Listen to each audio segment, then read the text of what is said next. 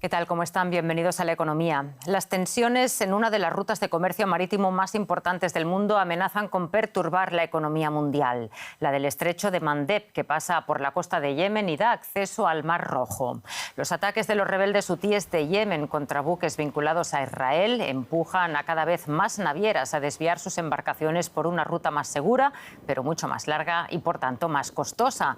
En lugar de atajar por el estrecho de Mandeb y pasar por el Mar Rojo para llegar hasta el Canal de Suez, optan por bordear el continente africano por el Cabo de Buena Esperanza. El Pentágono ha anunciado una coalición militar integrada por 10 países para garantizar la seguridad y la libertad de navegación en el Mar Rojo. Y de hecho se han registrado nuevos incidentes en la zona, lo que ha hecho que más compañías hayan cancelado su ruta marítima por el Mar Rojo. Ampliamos los detalles con nuestro compañero en Frankfurt, José David Navarro. Lo primero, ¿cuán importante es la ruta comercial del Canal de Suez para el transporte de mercancías? ¿Y qué repercusiones puede tener que los barcos opten por alternativas? Hola Rosa, ¿qué tal? Pues es una de las rutas comerciales, como antes indicabais, más importantes y es además la vía más rápida para conectar Europa con Asia.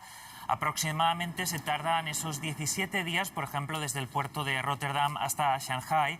Y esta ruta, Rosa, en estos momentos especialmente es relevante para el comercio internacional. Estamos a las puertas de la Navidad y también pronto se acerca el nuevo año lunar chino. Así que el transporte de mercancías, la demanda de estos barcos es en estos momentos aún más alta. Los expertos apuntan, sin embargo, que uno de los amortiguadores para el impacto que podría tener un bloqueo total de esta ruta en estos momentos, a diferencia del 2021, cuando el Eva Given se quedó encallado bloqueando esta ruta, es que ahora existen más barcos, más cargueros disponibles. De hecho, hay un exceso de disponibilidad, a diferencia del 2021, cuando salíamos de la pandemia y hubo esos grandes cuellos de botella. Interesante, José. ¿Y cuántas empresas de transporte han cancelado hasta ahora la ruta del Mar Rojo? Bueno, ¿y qué consecuencias deja esto? Sí, a finales de la semana pasada, fue el viernes, cuando gigantes del comercio como Hapag-Lloyd y también Maersk anunciaron que optarían por una ruta alternativa. Hoy, al registrarse nuevos incidentes, otras empresas, entre ellas podemos destacar la petrolera BP, que decidirá optar por otra ruta, y eso, Rosa, ha provocado un impacto directo en los precios del crudo Brent, de los futuros del petróleo crudo Brent, que por momento subían más de un 2%. Hay que recordar que estos ataques a estas embarcaciones tienen una relación directa, ¿no?, con la estrategia militar de Israel en la Franja de Gaza, y de hecho otra de las empresas que hoy ha anunciado la cancelación de esta ruta es la taiwanesa Evergreen, que ha dicho que no va a aceptar en esta ruta cargueros israelíes por el miedo, ¿no?, el impacto que esto puede tener en que se produzcan nuevos incidentes. Otro impacto más, pues, de esta guerra en Gaza. Muchísimas gracias por las informaciones, José David. Y vamos a otro asunto. La compañía del acero japonesa Nippon Steel, la cuarta mayor en el sector, anunció que adquiere a la estadounidense US Steel en una operación valorada en 14.100 millones de dólares. En la oferta en efectivo, Nippon Steel pagará $55 por acción de la compañía estadounidense. Según los términos del acuerdo, US Steel mantiene su icónico nombre, su marca y su sede en Pittsburgh. La empresa, con más de un siglo de historia, desempeñó un papel clave en la industrialización de Estados Unidos. El acuerdo, que combina a dos gigantes del acero, pone fin a semanas de turbulencias en el sector siderúrgico de Estados Unidos. ¿Y qué significa a efectos prácticos esta operación que marca todo un hito en la industria siderúrgica? Preguntamos a nuestra compañera allá en Nueva York, Ana Nieto. Buenas tardes. Cuéntanos cómo cambia el sector global esta adquisición. Pues con esta compra, Nippon Steel se hace con más de 20 plantas en Estados Unidos, entre ellas algunas de las más modernas en Kentucky, porque US Steel además es una de las proveedoras más importantes de la industria automovilística y de la medioambiental, en la que ahora se están intensificando las inversiones. La empresa estadounidense además tiene una planta en Eslovaquia, y al añadir la capacidad de estas dos empresas, la resultante se coloca como la segunda siderúrgica más grande del mundo, por encima de ArcelorMittal y seguida ahora siguen a Baowu Group, la China. Para Nippon Steel, esta es una empresa que se creó en el año 1970. Con esta operación le permite llegar a Estados Unidos, un país que está todavía en crecimiento, y compensar así una demanda que está un poquito a la baja en Japón. Nippon Steel lleva ya tiempo buscando crecer fuera de su país. Nippon Steel aún tiene que recibir la luz verde de las autoridades de la competencia en Estados Unidos, pero no se prevén que haya problemas para dar el sí a esta operación. Podemos decir que se cierra un capítulo, ¿no?, de la historia industrial estadounidense con la venta de US Steel, pero ¿qué le ha hecho ser a la compañía objetivo de esta compra? Sí, son 122 años de historia protagonizada por los grandes industriales financieros de la Gilded Age, Andrew Carnegie, JP Morgan, Charles Schwab, y una empresa que tuvo un importante papel no solamente en la industrialización de Estados Unidos, también en las dos guerras mundiales y en la construcción de edificios icónicos como el de las Naciones Unidas de aquí de Nueva York. Pero a pesar de la historia y de las ayudas que hubo por parte de la administración, sobre todo la de Trump, cuando se impuso tarifas a la importación del acero, US Steel y otras siderúrgicas de Estados Unidos no han modernizado con celeridad sus instalaciones y además han subestimado la fuerza de las siderúrgicas de Asia. Por lo tanto, esto se ha reflejado mucho en el precio de sus acciones. Las de US Steel no han levantado cabeza y les hizo ser objeto de una oferta de compra el pasado mes de agosto por Cleveland Cliffs, otra empresa estadounidense, pero la empresa US Steel la desestimó y buscó nuevos compradores. Ahora tiene uno. Muchísimas gracias, Ana, por ponernos en contexto esta importante adquisición.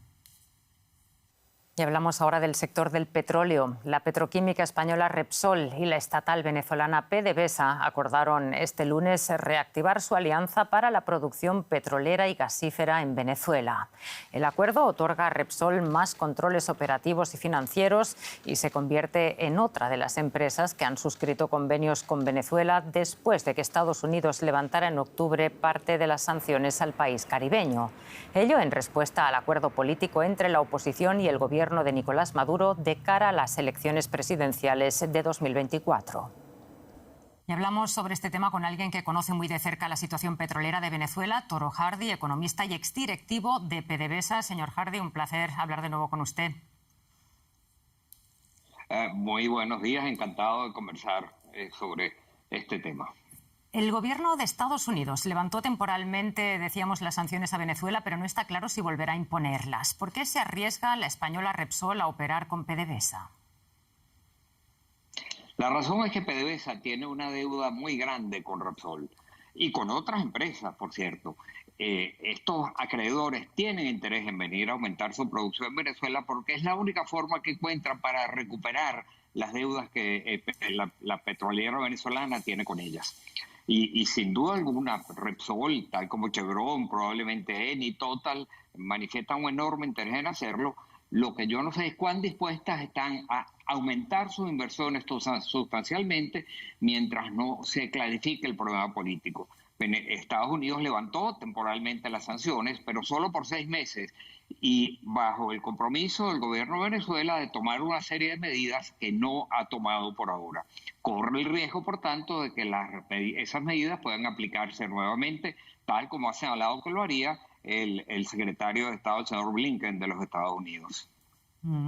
Como usted decía, el estadounidense Chevron ya retomó en noviembre las operaciones en Venezuela, ahora llega Repsol. ¿Qué beneficio le reporta esto al gobierno de Nicolás Maduro? ¿Supone de algún modo un impulso a la industria petrolera del país? Supone. Venezuela tiene un inmenso potencial de producción petrolera. De hecho, hoy en día deberíamos estar produciendo entre 5,5 millones y 6 millones de barriles y apenas estamos produciendo unos 730,000 barriles por día. El potencial es inmenso, pero para poder aprovecharlo es necesario hacer inversiones. Y para que haya inversiones es necesario que haya seguridad jurídica. Y eso es precisamente lo que está faltando en medio de esta enorme crisis política que padece Venezuela. Muchísimas gracias, señor Hardy, por sus valoraciones. Un saludo. A su orden siempre, a su orden siempre. Y en el plano nacional alemán, una sentencia del Tribunal Constitucional obligó al gobierno de coalición a reformular los presupuestos de 2024 y recortar 17.000 millones de euros para evitar incurrir en más deuda. El gobierno lo ha resuelto con importantes recortes, también en el sector agrícola. Y hoy cientos de tractores bloquearon el centro de Berlín para exigir al Ejecutivo que retire las propuestas. Más de 1.500 agricultores llegaron a Berlín con sus tractores para manifestarse en contra de los recortes agrarios. El gobierno planea eliminar las subvenciones al gasóleo y al impuesto de circulación para vehículos de uso agrario. Los afectados dicen que incluso con las subvenciones apenas logran subsistir. Hice un cálculo aproximado y el impuesto de circulación y el gasóleo para nosotros supondría un gasto extra de 20.000 euros al año. Me parece inaceptable. Deberíamos poder dar a los jóvenes una perspectiva de futuro, pero esto lo hace totalmente inviable. La mayoría de las explotaciones agrícolas las gestionan familias. Si se implementan estos recortes, quizás ya no podamos seguir. Pero entonces, ¿qué hacemos? Las tierras están ahí y alguien tiene que cosecharlas. Nadie gana nada convirtiendo los terrenos en una jungla. El presidente de la Asociación de Agricultores calcula que esto les costará a los granjeros más de 1.000 millones de euros adicionales. Toda una declaración de guerra. El ministro de Agricultura no lograba aplacar la ira de los agricultores. Sé que se acercan las Navidades y sé que después de trabajar tan duro contaban con poder descansar. En cambio ahora tienen miedo por su futuro. Por eso haré todo lo que esté en mi mano para que estas medidas no se pongan en marcha.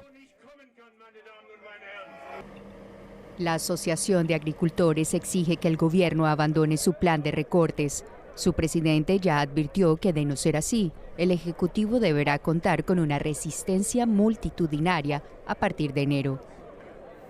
Tractorazo en Berlín. Con esto ponemos punto final a esta edición de Economía. Más informaciones en nuestra página web y redes sociales. En nombre de todo el equipo, gracias por estar con nosotros y muy buen día para todos.